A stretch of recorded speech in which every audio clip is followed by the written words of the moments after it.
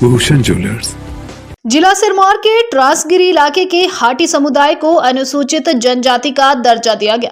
इसको लेकर पहले संसद के दोनों सदनों से बिल पास हुआ, जिसके बाद राष्ट्रपति के हस्ताक्षरों के बाद हाटी समुदाय को अनुसूचित जनजाति का दर्जा देने की अधिसूचना जारी हुई। अब इसको लेकर गिरिपार क्षेत्र के अनुसूचित जाति के लोगों ने आपत्ति जताते हुए हिमाचल उच्च न्यायालय में सिविल याचिका दायर की, जिसके बाद उच्च न्यायालय की ओर से केंद्र और राज्य सरकार को इस बाबत नोटिस भेजा गया है।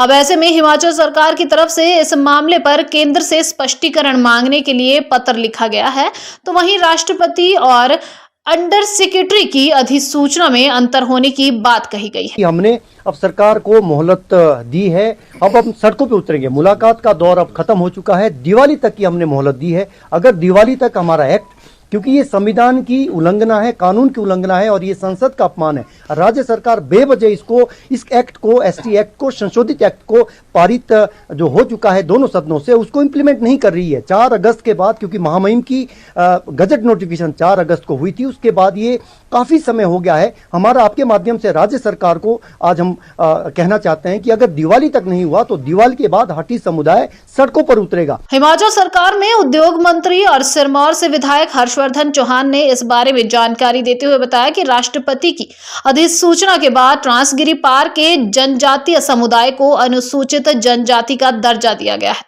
लेकिन इसमें एक बड़ी समस्या यह है कि राष्ट्रपति और अंडर सेक्रेटरी की अधिसूचना में अंतर है। उन्होंने कहा कि राष्ट्रपति की अधिसूचना में गिरिपार क्षेत्र के सभी लोगों को एसटी के दर्जे में शामिल किया गया है।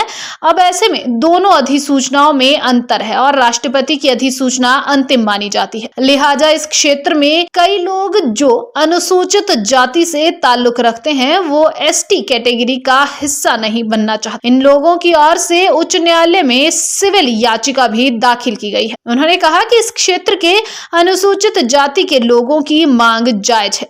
ऐसे में अब प्रदेश सरकार केंद्र को एक पत्र लिखेगी, जिसमें केंद्र से इस बाबत स्पष्टीकरण मांगा जाएगा कि किस अधिसूचना को सही माना जाए। उन्होंने कहा कि प्रदेश सरकार बिना किसी देरी के हाटी समुदाय को अनुसूचित जनजातीय दर्जा देने को है इम्प्लीमेंट करते हैं। तो इसमें बहुत सारे ऐसे लोग हैं जो पिछले 20, 30, 40 सालों में ट्रांसगिरी क्षेत्र में बसे हैं और वो पंचायतों में भी उनका रिकॉर्ड है, मगर इसमें हाटी ट्राइबल का स्टेटस तो जो मूल रूप के निवासी हैं उनको ही मिलेगा।